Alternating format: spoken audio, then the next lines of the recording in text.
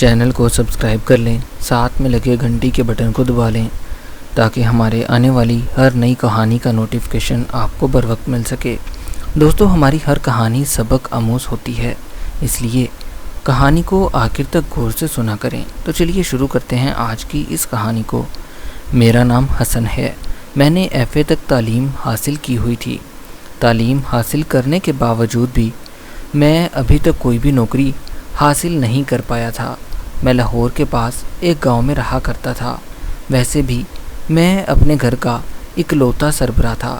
ساری ذمہ داری مجھ پر تھی اور مجھے اپنی بہن کی شادی کے لیے بھی بہت زیادہ پیسوں کی ضرورت تھی، لیکن نوکری نہ ملنے کی وجہ سے میں بہت زیادہ پریشان تھا۔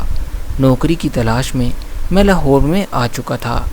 یہاں پر میرا دوست کام کیا کرتا تھا۔ میں نے اپنے دوست سے کچھ دنوں میں ہی ڈرائیونگ سیکھ لی تھی تاکہ میں یہاں پر ایک ڈرائیور کی حیثیت سے کچھ پیسے کما سکوں گا۔ مجھے اپنے اس دوست کی وجہ سے ایک بہت ہی بڑے بنگلے میں ڈرائیور کی نوکری مل گئی تھی، کیونکہ میرا دوست بھی اسی بنگلے میں ڈرائیور کی حیثیت سے ملازمت کر رہا تھا۔ اس بنگلے کا مالک اور مالکن کی ایک ہی بیٹی تھی جو دیکھنے میں بہت ہی زیادہ خوبصورت تھی۔ میرا کام صرف اور صرف مالکن کی بیٹی کو کالج تک چھوڑ کر آنا اور اسے واپس لے کر آنا تھا۔ اس کے بدلے میں مجھے بہت ہی زیادہ معاوضہ مل جایا کرتا تھا اور میں اپنی اس نوکری سے بہت ہی زیادہ خوش تھا، کیونکہ میرا گزر بسر بہت اچھے طریقے سے چل رہا تھا۔ میرے پاس جو باقی وقت بچ جاتا تھا اس میں ایک مکینک کی دکان پر چلا جایا کرتا تھا اور وہاں بیٹھ کر بہت سارے کام سیکھ لیا کرتا تھا۔ میں نے اکثر ایک بات نوٹ کی تھی، جب بھی میں مالکن کی بیٹی کو کالج چھوڑنے کے لیے جایا کرتا تھا، وہ اکثر اوقات مجھ سے بات چیت کرنے کی کوشش کیا کرتی تھی۔ ایک روز اس نے مجھ سے میرا نام پوچھنے کے بہانے باتیں شروع کر لی، لیکن میری ایسی عادت ہرگز نہیں تھی، اس لیے میں نے اسے اپنے ساتھ زیادہ فری ہونے کی بالکل بھی اجازت نہیں دی۔ میں صرف اس کی باتوں کا جواب دے دیا کرتا تھا۔ میری مالکن کی بیٹی کا نام اقرا تھا۔ اقرا اکثر مجھ سے گھر کے ہر مسئلے پر بات کر لیا کرتی تھی اور میں بھی اسے اکثر اپنے گھر کی ہر بات شیئر کر لیا کرتا تھا۔ اقرا جانتی تھی کہ میں یہ نوکری اپنی بہن کی شادی کی وجہ سے کر رہا ہوں، کیونکہ مجھے اپنی بہن کے جہیز کے لیے کچھ پیسوں کی ضرورت تھی، اس لیے وہ اکثر مجھے اتنے زیادہ پیسے دے دیا کرتی تھی کہ میں اپنی بہن کے لیے جہیز کی چیزیں خرید لیا کرتا تھا۔ وہ مجھ پر بہت ہی زیادہ اعتبار کیا کرتی تھی اور مجھے بھی اقرا پر بہت زیادہ اعتبار تھا، لیکن میں سوچ بھی نہیں سکتا تھا کہ میرا اعتبار اس طرح سے میرے لیے عذاب بن جائے گا۔ مالک اور مالکن کچھ دنوں کے لیے گھر سے باہر امریکہ چلے گئے تھے، اس لیے مالک مجھے کہہ کر گیا تھا کہ میں اقرا بی بی کا بہت زیادہ خیال رکھوں۔ مجھے یہاں پر کام کرتے ہوئے کافی عرصہ ہو چکا تھا، اس لیے سارے مجھ پر بہت زیادہ اعتبار کیا کرتے تھے۔ میں بھی کام بہت زیادہ ذمہ داری سے کرتا تھا۔ میں ان کے جانے کے بعد اپنی اس ذمہ داری کو بہت اچھے طریقے سے نبھا رہا تھا۔ صبح کو میں اقرا کو کالج لے جایا کرتا اور شام کو واپس لے آیا کرتا تھا اور پھر اپنے گھر واپس آ جایا کرتا تھا۔ ایک دن رات کو مجھے اقرا بی بی کا فون آیا۔ اس ٹائم میں سویا ہوا تھا۔ اس کی طبیعت کچھ ٹھیک نہیں لگ رہی تھی۔ اس نے مجھے کہا کہ اس کی طبیعت خراب ہے، اس لیے میں ان کے گھر آ جاؤں۔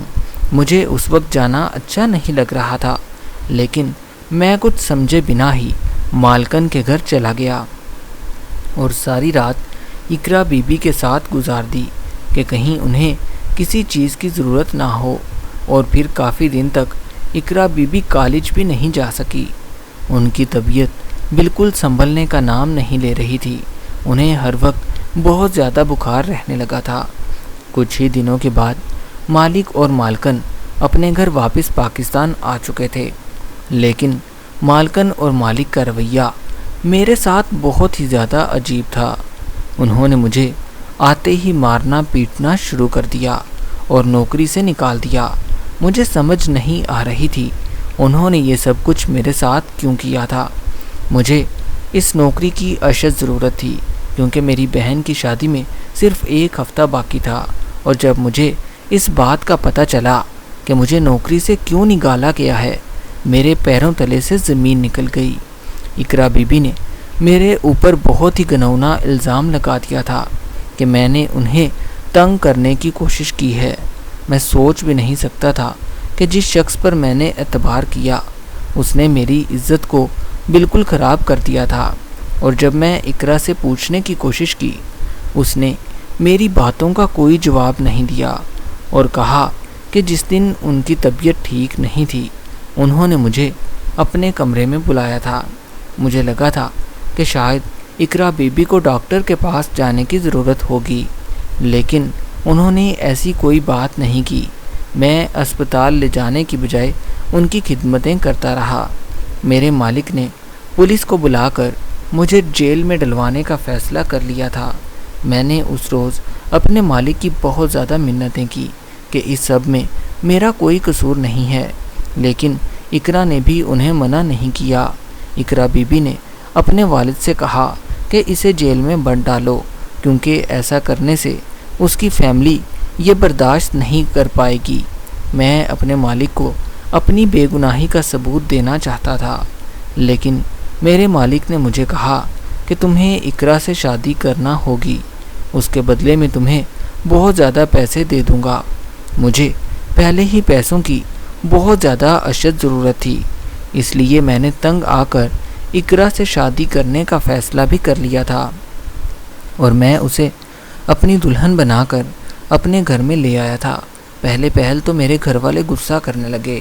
جیسے ہی میں گھر میں آیا میں نے اپنے گھر والوں کو سارا قصہ سنا دیا، لیکن جب انہوں نے دیکھا کہ لڑکی بہت زیادہ امیر ہے اور امیری کے ساتھ ساتھ خوبصورت بھی ہے، انہوں نے اقرا بی بی کو قبول کر لیا۔ مجھے بھی اب اس بات سے کوئی اعتراض نہیں تھا۔ رات ہوتے ہی جیسے ہی میں اپنے کمرے میں گیا میں نے دیکھا کہ اقرا بہت ہی زیادہ رو رہی تھی۔ شاید وہ کچھ پریشان تھی۔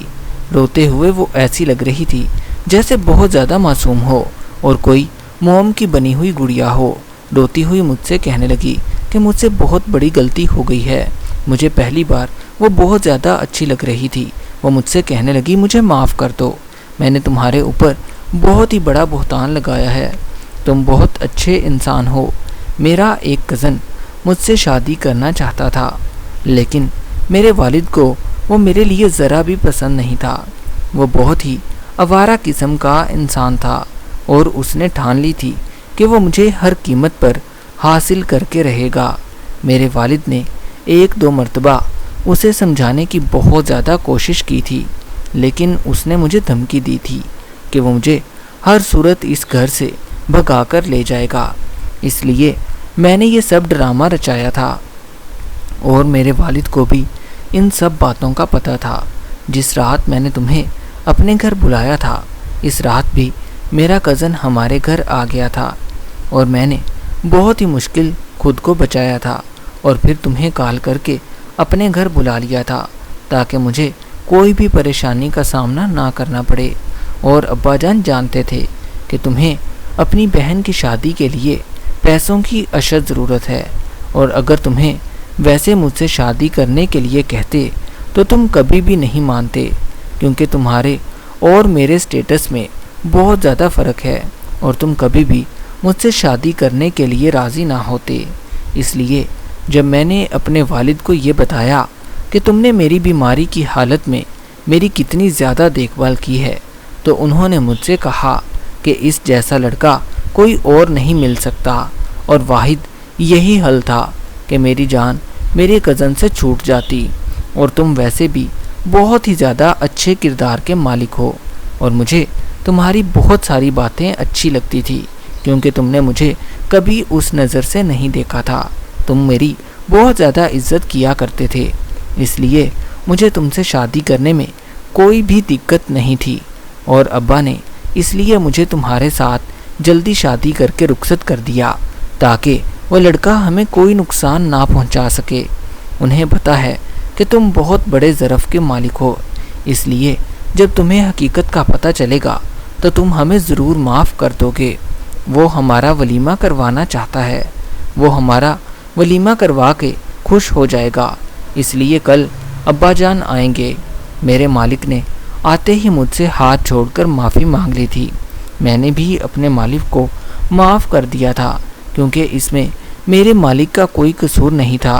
میں جانتا تھا کہ کوئی بھی شخص اپنی بیٹی کی شادی کسی بھی بدکردار آدمی سے نہیں کر سکتا، اور میں نے اس رات اقرا بی بی کو تہہ دل سے اپنی بیوی تسلیم کر لیا تھا، اور میں بہت ہی زیادہ خوش تھا، کیونکہ خدا نے مجھے اتنی حسین اور خوبصورت بیوی سے نوازا تھا۔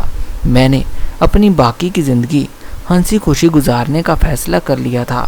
اقرا بی بی بھی میرے ساتھ بہت زیادہ خوش تھی، کیونکہ میں اقرا کا بہت زیادہ خیال رکھتا تھا۔ دوستو، ایسی ہی مزید کہانیاں سننے کے لیے ہمارے اس چینل کو سبسکرائب کر لیں، تاکہ ہمارے آنے والی ہر نئی کہانی کا نوٹیفیکیشن آپ کو بر وقت مل سکے۔